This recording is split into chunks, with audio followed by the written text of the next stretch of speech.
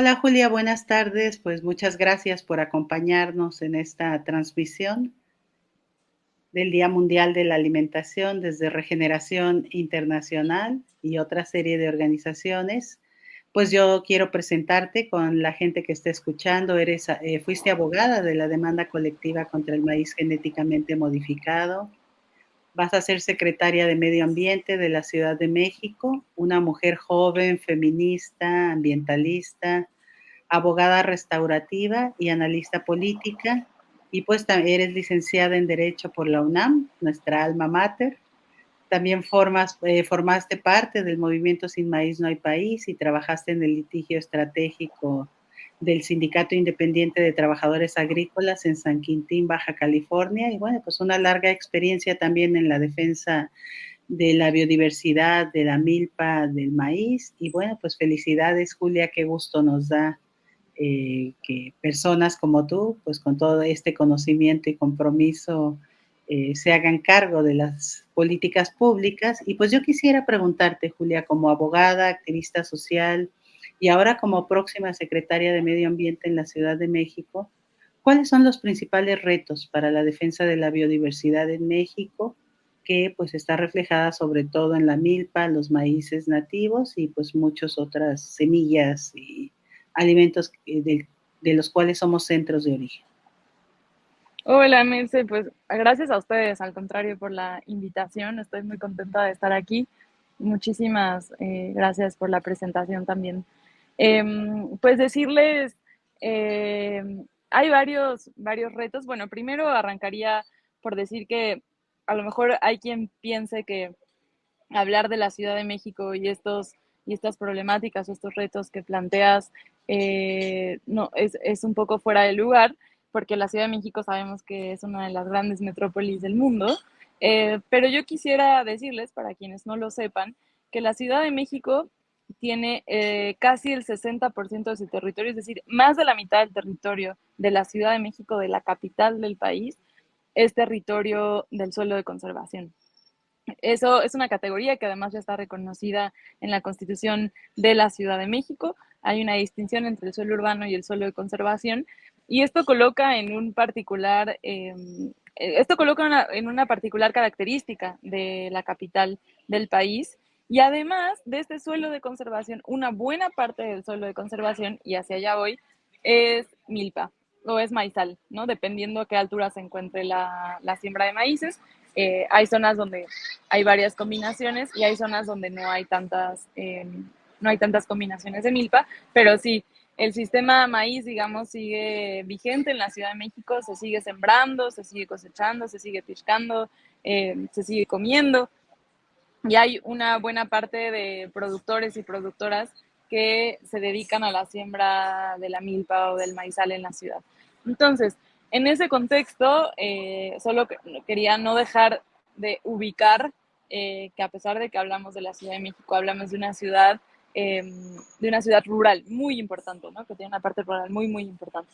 Entonces, dicho lo anterior, bueno, particularmente en la Ciudad de México, y luego amplío un poco la visión, pero particularmente en la Ciudad de México, una de las principales amenazas que enfrentan pues el maíz, la milpa, la producción rural en general, es el crecimiento de la mancha urbana. En tanto que vivimos con esta maravillosa característica dual, pero también representan enormes retos para la conservación de toda esta zona. Y es que pues la ciudad se va expandiendo, se van generando nuevas necesidades para habitarla, y también personas de estados aledaños y no tan aledaños encuentran en la capital pues oportunidades de vida, ¿no? Oportunidades de trabajo, etcétera. Entonces, el principal reto que tenemos es que esta mancha urbana no se sigue expandiendo, y también se ha apoyado como nunca a la producción, y una cosa está enlazada con la otra. El gobierno de la ahora presidenta electa, de la jefa de gobierno en su momento, Claudia Sheinbaum Pardo, apoyó muchísimo el suelo de conservación. Como nunca se apoyó la producción, 1,100 millones de pesos fue lo que se invirtió año con año increciendo en el suelo de conservación. Y esto quiere decir que muchas tierras que ya no se cultivaban se volvieron a cultivar, mucha gente que ya no se dedicaba al campo regresó al campo, en todas, una buena parte de las tierras ociosas están ahora sembradas con milpa, pero también con espinaca, pero también con cebolla, pero con cilantro, etcétera, etcétera. O también pues para ganado, ¿no? Entonces, este importante impulso a la producción en el suelo de conservación tiene un reto enorme que es la comercialización. Hay que abrir canales de comercialización para los productores de la Ciudad de México y que encuentren espacios de distribución donde el trabajo que ellos realizan para la producción sea dignamente retribuido y sea redituable trabajar en el campo. Y esto es importantísimo porque esta es una de las principales maneras en las cuales se puede enfrentar el problema del crecimiento de la mancha urbana, porque cuando un productor encuentra incentivos para quedarse en su sitio de producción, ya no convierte, ya no lotifica sus parcelas y ya no tiene la necesidad o la tentación tan fácil de vender sus parcelas productivas para que se conviertan en casas o en vivienda, ¿no? Eh, un productor hace unos meses en la Magdalena Petlacalco en Talpan me decía, es que nosotros queremos seguir vendiendo elotes, no lotes, ¿no? Me parece que resume de manera magistral esta idea. Otro de los también grandes temas que tenemos acá es pues, los crecientes asentamientos irregulares que tienen que ver con lo mismo, pero que bueno, esto sí genera un problema de gente, pues en general con condiciones muy precarias de vida que encuentran o buscan espacios para vivir y encuentran acá en el suelo de conservación un lugar para hacerlo. Entonces, con todos esos asentamientos irregulares, que son muchos en la Ciudad de México, hay que encontrar nuevas formas de conciliar, de remediar los daños, de reconciliarnos y de que la gente pueda tener una vida digna sin que eso signifique sacrificar nuestro suelo de conservación, que a su vez nos presta muchísimos servicios ambientales a la Ciudad de México, simplemente la calidad del aire, el tema de pues la recarga de los mantos acuíferos, que al final es la posibilidad de que haya vida en la Ciudad de México, ¿no? Entonces, digamos que por un lado está eso, que es muy centrado en la Ciudad de México, que ahora me está tocando vivirlo mucho más de cerca con el nuevo encargo que me pidió la jefa de gobierno electa. Pero digamos, viéndolo de una visión macro que también abarca la Ciudad de México, pues yo creo que una de los principales retos, de las principales amenazas que siempre está latente, aunque ahora de manera mucho más contenida, es la creciente y necia idea de que tiene que entrar el maíz transgénico en México, ¿no? Todos sabemos que México es centro de origen y diversificación constante de maíz. Esto nos coloca en un lugar peculiar y particular que ningún otro país del mundo tiene. Es decir, aquí el maíz encuentra nuevas formas de adaptarse al entorno, a los climas, a las situaciones geográficas distintas. Y también aquí es donde se ha desarrollado la domesticación del maíz. Y también en México es donde se encuentra la mayor diversidad de maíces y también es aquí donde consumimos el maíz de una manera muy distinta al resto del mundo, que es de manera directa. O sea, nosotros consumimos el maíz transformado en masa, tortilla y en todo lo que deriva de ahí, tlacoyos, sopes, etcétera, y nosotros nos lo comemos directo, a diferencia de otras partes del mundo que lo consumen pues de manera transformada en otros productos eh, industriales y que ya no lo consumen de manera directa como nosotros, sino ultraprocesados y nosotros lo comemos directamente. Entonces, bueno, eso nos coloca en una situación muy peculiar, nada más por mencionar algo, porque, bueno, el maíz para nosotros es todo, es cultura, es todo. Está arraigado en cada uno de los pueblos de este país, en cada una de las personas que vivimos este hermoso país. Entonces es parte de nuestra idiosincrasia. Para nosotros el maíz es vida. Entonces siempre está esta amenaza latente del maíz transgénico, de la entrada del maíz transgénico. Yo veo que ahora bueno, hay muchos candados, ¿no? Por un lado está la demanda colectiva contra el maíz transgénico que detuvo la siembra de maíz transgénico ya hace 11 años en México. Ahora tenemos también de manera pues más proactiva el Ejecutivo Federal, el presidente Andrés Manuel López Obrador emitió 2 decretos para poner distintos candados y ahora estamos ya a punto de aprobar a nivel constitucional, a rango constitucional, que quede prohibida la siembra y la importación de maíz transgénico en México. Entonces, veo que a diferencia de hace unos años cada vez tenemos más candados y creo que eso ayuda muchísimo a seguir conservando nuestro maíz nativo tal como lo conocemos. Ahora, como abogada y como activista, bueno, ya he estado hablando de varios temas, pero como abogada y activista, creo que yo soy abogada y estoy formada en el mundo de los derechos humanos, y entonces creo que hay que entender el tema de la protección del maíz antiguo y la defensa de nuestros maíces de manera integral. No podemos solo abordarlo desde el punto de vista de la alimentación o desde el punto de vista de la cultura o desde el punto de vista de la salud. Tenemos, requiere necesariamente un enfoque integral, un enfoque multidimensional, porque el maíz tiene distintas aristas. Entonces, creo que esa es una de las grandes aportaciones que yo puedo hacer desde la experiencia y desde la formación que tengo. Creo que entiendo que el maíz hay que defenderlo desde todos los frentes y solo así se entiende la importancia de esta lucha. Bueno, Sí. Julia, pues muchas gracias por este excelente ejercicio de síntesis donde nos hablas de varios de los retos, ¿no? Entre ellos yo destacaría, pues, este que mencionas de dignificar a quienes nos alimentan y reciben muy poco, este otro de impedir que entren los maíces transgénicos a México, centro de origen y diversificación, y pues esta necesidad de ver al maíz de una manera integral, ¿no? Porque es muy, muy integral. Y yo te quisiera preguntar, ¿cuál ha sido el rol de la sociedad civil Mm. en la defensa de los maíces nativos, de la milpa? ¿Cómo crees que se debe de fortalecer todo este trabajo del que tú has hablado, que ha ayudado también a meter candados, pero que sigue la lucha muy intensa contra este poder de las empresas transnacionales y sus aliados? Sí, el papel de la sociedad civil en la lucha en la lucha por la defensa de la vida, por la defensa de nuestros maíces nativos y en contra de los maíces transgénicos es clave, ha sido clave. Bueno, solo por enumerar una de ellas, pero bueno, ahí está la campaña nacional Sin Maíz No Hay País, que ya es un referente político, moral, social, de organización y articulación en torno a la lucha en nuestro país y que incluso ya ha posicionado como un lema que yo digo ya está cimentado en las bases de la sociedad, que es sin maíz no hay país. Ya hay muchísimos actores políticos que incluso han hecho uso de él y se han apropiado de este lema tan poderoso y tan bonito y tan profundo al mismo tiempo. Y luego está, bueno, la demanda colectiva contra el maíz transgénico, que fue un esfuerzo colectivo, una acción colectiva que se interpuso en tribunales, se buscó vía tribunales la defensa eh, pues del maíz nativo, de la milpa, de nuestros campesinos, campesinas, de nuestro campo, de nuestra soberanía alimentaria hace 11 años, y que gracias a esa demanda colectiva contra el maíz transgénico es que se pudo detener la siembra de maíz en nuestro país.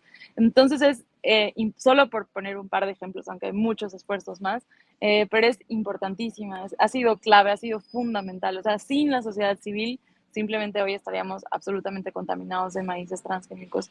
Entonces, reconociendo, bueno, además yo vengo de ahí, ahora voy a estar en el gobierno de la ciudad, pero yo vengo de hecho es el primer cargo público que tengo.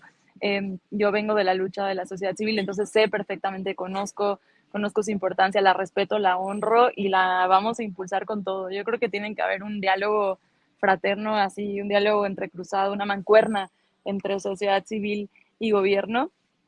El gobierno tiene que ser un espacio de diálogo y un espacio que impulse las causas justas de la sociedad civil y que las potencialice, ¿no? Y que juntos, aunque con roles diferenciados, pero juntas y juntos, impulsemos las causas que nos convocan y las causas que, pues, que requieren que desde todos los frentes le echemos montón, porque la agroindustria ocupa todo, hace lobby en todos lados, se cuela en todos los sitios y no baja la guardia. Ahí sigue impulsando su visión de mundo con unos valores que son los valores del mercado, los valores mercantiles son quienes rigen sus decisiones y sus acciones, y a nosotros son otra escala de valores quienes nos rigen, y es a partir de ahí, en conjunto con la sociedad civil, que vamos a impulsarlo. Yo les diría, pues, a la sociedad civil en general, a la lucha del maíz, de la alimentación, de la soberanía alimentaria, de la salud, eh, de todos los movimientos de campesinos y campesinas, de productores,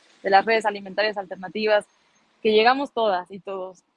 Yo no llegué a este espacio sola, llegamos en conjunto y pues llego también a representar todo este grupo amplísimo de visiones y de generaciones, e incluso gente que ya se nos adelantó, pero que ha abierto brecha para que hoy podamos asomar cada vez un poquito más aunque a veces sentimos retrocesos, pero creo que estamos cada vez más asomándonos en esta posibilidad de construir otro mundo posible. Claro, llegamos todas y todos y nuestras ancestras, ancestros y estamos construyendo ese otro mundo posible. Y para cerrar esta entrevista, yo te preguntaría, ¿cuáles son dos de las principales acciones estratégicas que vas a impulsar tú en tu gestión? Y bueno, pues obviamente va a ser con otros actores, otras actoras con los que siempre se ha trabajado desde sociedad civil y ahora que tú llegas a gobierno, pues vas a articular. ¿Cuáles Sí, serían esas dos acciones? eso sin duda, siempre de la mano de la sociedad civil vamos a hacer todo. Eso, cualquier acción que hagamos siempre va a ser de esa forma. Eh, y yo, hablando de maíz, porque vamos a hacer varias cosas, pero hablando de maíz, una de las principales acciones que vamos a hacer en el gobierno de la Ciudad de México, porque además es una convicción firme de la jefa de gobierno electa, Clara Brugada, es apoyar a los productores del suelo de conservación, porque justo ya decía yo que uno de las principales problemáticas para la conservación de este espacio verde, que es el pulmón de la Ciudad de México, es la falta de canales de comercialización. Si no hay incentivos redituables, justos, que dignifiquen la vida de quienes nos han de comer, es muy difícil que ellos sigan encontrando en el campo una opción viable para hacer sus proyectos de vida libres y felices y deseables, ¿no?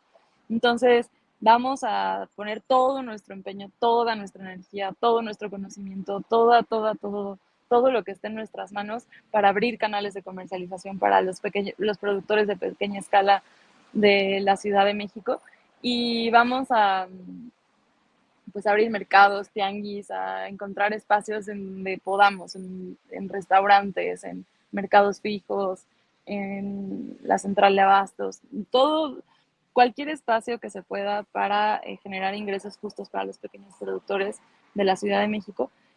También vamos a, relacionado con maíz, queremos hacer una gran red de maíz en la ciudad donde se potencialice también muchísimo la producción de maíz nativo de la Ciudad de México, donde se generen nodos de organización comunitaria en torno a la producción de maíz y en donde se promueve la producción agroecológica del maíz nativo y donde finalmente, a partir de esta detonación de procesos comunitarios en torno a la defensa y al consumo de maíz en nuestra ciudad, nunca más esté dividido el consumo del maíz de la Ciudad de México con la producción de maíz de la Ciudad de México, porque en la Ciudad de México se produce mucho maíz, sin embargo no se consume tanto como debería en la Ciudad de México. O sea, el maíz es tan absurdo como esto.